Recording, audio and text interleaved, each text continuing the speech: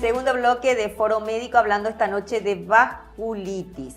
Y le decía al doctor, hablábamos de los síntomas. Cuando hablamos de los síntomas, el doctor me dice que muchas veces la aparición de la enfermedad ya es cuando es bastante progresiva y puede ser a través de hematomas. Pero también estaba explicando que puede ser a nivel cerebral.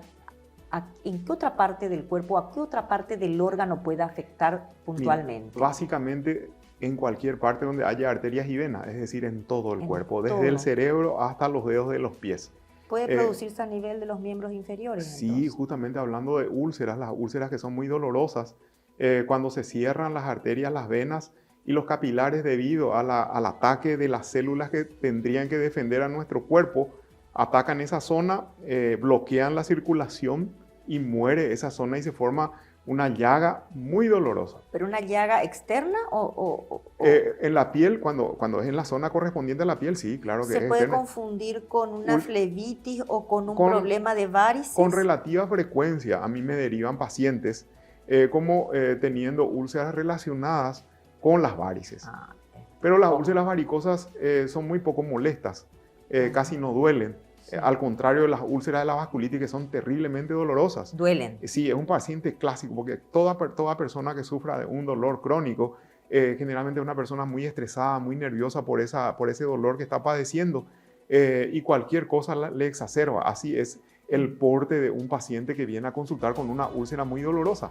Entonces, todo eso te va orientando, si uno tiene el tino correcto, te va orientando hacia el diagnóstico de vasculitis, por lo menos al examen físico y al interrogatorio, y después, por supuesto, con los métodos auxiliares de diagnóstico, uno confirma de manera objetiva. Y a nivel cerebral, ¿cuáles serían los síntomas? ¿Hay síntomas que pueden alertarnos? Bueno, son variados. Generalmente hay un antecedente de un periodo muy estresante previo, la muerte de un ser querido, que haya perdido su trabajo la persona, problemas familiares de relacionamiento, hogares disfuncionales, ese es el sustrato. Y después la paciente en cuestión, o el paciente en cuestión de días va desarrollando los síntomas. De repente es un paciente joven o relativamente joven que empieza a desarrollar síntomas que parecen una ACV. Se le hacen los estudios correspondientes, se descarta la ACV. Entonces uno tiene que orientarse hacia el lado de la vasculitis. Hay imágenes muy características en las tomografías contrastadas de cráneo. El método diagnóstico son el método diagnóstico, tomografías. Para una vasculitis de origen a nivel del sistema nervioso central, sí.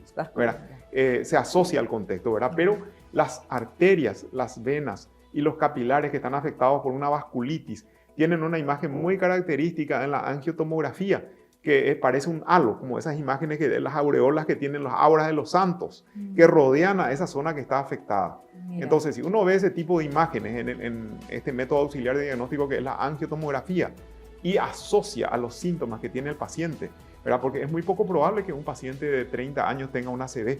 Ciertamente es posible, ¿verdad? Pero en probabilidades, las probabilidades son muy lejanas. Esto es más frecuente en un anciano, en un fumador, en un hipertenso sin tratamiento, pero no en un joven. Entonces, asociando todo el contexto, ¿verdad? Porque no es una sola manifestación, se hace el diagnóstico.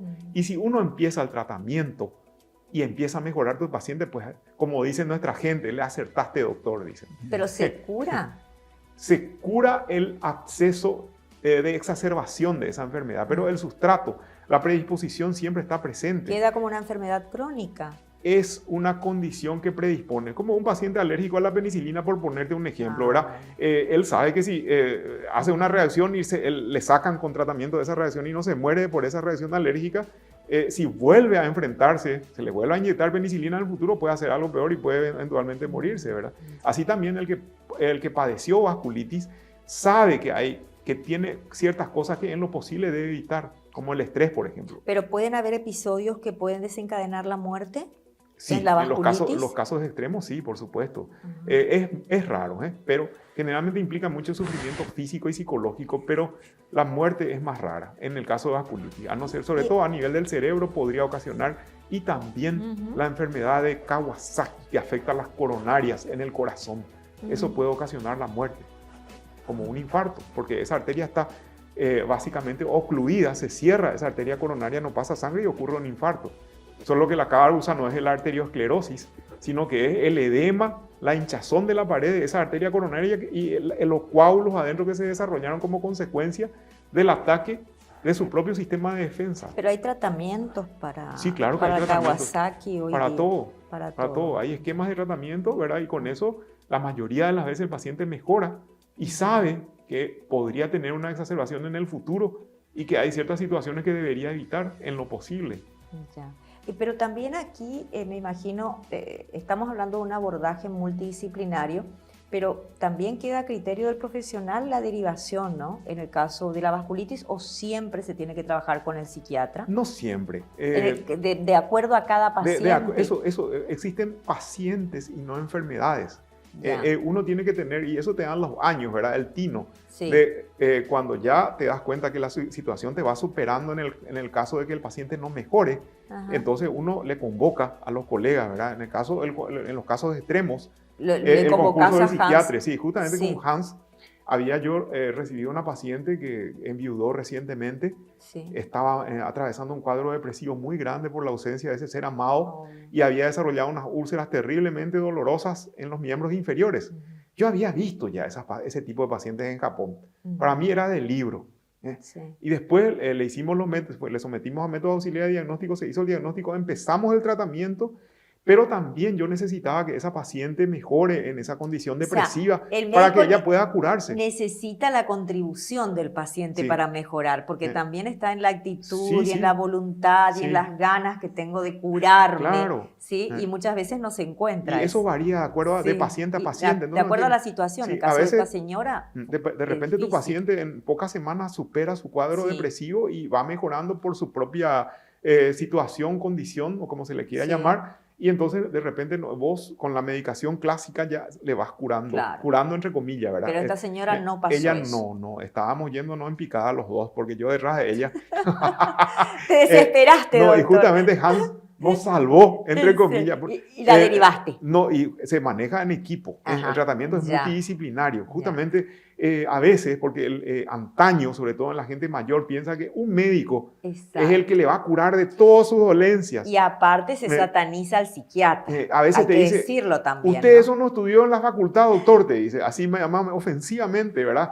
Uno tiene que tener la cancha suficiente para manejar a esos pacientes. Sí. Pero existen enfermedades complejas como la vasculitis, los cuadros graves, que se manejan en equipo.